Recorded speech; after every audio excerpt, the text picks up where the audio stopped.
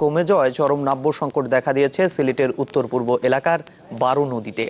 স্বাভাবিক নিয়ম ভেঙে নদীর উজানে ভারত একতরফা বাঁধ নির্মাণ করাতেই এই সংকট। এই অবস্থায় সিলেটের উত্তর পূর্বাঞ্চলে পানির অনেক উৎস চিরতরে হারিয়ে যেতে পারে বলে আশঙ্কা করছেন বিশেষজ্ঞরা। দয়ানন্দ দাস, বাড়ি নদীপাড়ের গ্রাম জলুর মুখে।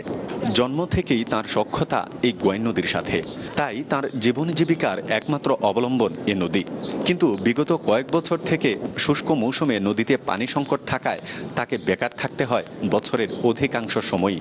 সেই সাথে আর্থিক সংকটে পড়ে টানতে হয় পরিবারের গ্লানি। এই নদীর উপরে বুক করি আমরা খাইতেছি, ছেলে মেয়ে বাঁচাইয়া নিতেছি।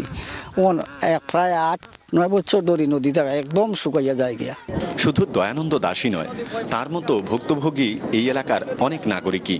আজ থেকে ১৫-২০ বছর আগে এই নদীতে অনেক পাথর বালু আসতো, হাজার হাজার শ্রমিকরা কাজকর্ম করিয়া যান বাঁচাইতো। বানটা দেওয়ায় আমরা শুকাইয়া গেছে, সবটা মাছও নাই, ক্ষেত খামারও হলখানো হয় না। এবার এই ওভাবে আমরা দিন যার।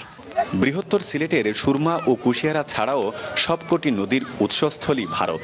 এর মধ্যে পিয়াইন, গোয়াইন, সোনাই, মনু, ধলাই সহ অন্তত ৭টি নদীর উজানে বাঁধ ও সুইচ গেট নির্মাণ করে একতরফাভাবে পানি সরিয়ে নিচ্ছে প্রতিবেশী দেশটি। ফলে শুষ্ক মৌসুমে এ অঞ্চলে তৈরি হয়েছে তীব্র পানি সংকট। এতে বিপর্যস্ত নদী নির্ভর জনপদ। এই হচ্ছে সারি নদী এবং গোয়াইন নদীর মোহনাস্থল। কিন্তু এই বিশাল বড় চর দেখে বুঝে ওঠার উপায় নেই যে ১২ মাসই এই নদীটি পানিতে টইটুম্বুর থাকত। একদিকে ভারতের দেয়া বাঁধ আর অন্যদিকে নদীর বুকে জেগে ওঠা চর, সব মিলিয়ে এই অঞ্চলের পরিবেশের উপর মারাত্মক প্রভাব পড়ছে। আর অন্যদিকে বেকার থেকে আরও বেকার হয়ে পড়ছেন এই অঞ্চলের মানুষ। আর যে কোনো নদীর উৎসমুখে বাঁধ দিয়ে পানি প্রবাহ বন্ধ করলে পরিবেশে বিরূপ প্রভাব পড়ে।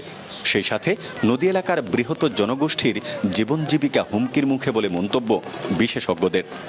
প্রভাবটা যেটা পড়বে যে জৈব বৈচিত্র্যটা শুধু নষ্ট হবে না, নষ্ট হওয়ার বিশেষ করে যে ওইখানে যেসব জলজ উদ্ভিদ ফ্লোরা আছে তাদের যে অ্যাক্টিভিটিস সেটা নষ্ট হবে, ওইখানের মানুষের জীবনযাত্রা চেঞ্জ হয়ে যাবে। নদ নদীর পানি প্রবাহে বর্তমানে যে অবস্থার সৃষ্টি হয়েছে, বিষয়টি নিয়ে সরকার এখনই প্রয়োজনীয় পদক্ষেপ নেওয়া দরকার। নইলে দীর্ঘমেয়াদী প্রতিক্রিয়ায় বাংলাদেশের অসংখ্য পানির উৎস চিরতরে হারিয়ে যাবে, এমনটাই ধারণা বিশেষজ্ঞদের। গুলজার আহমেদ, চ্যানেল 24।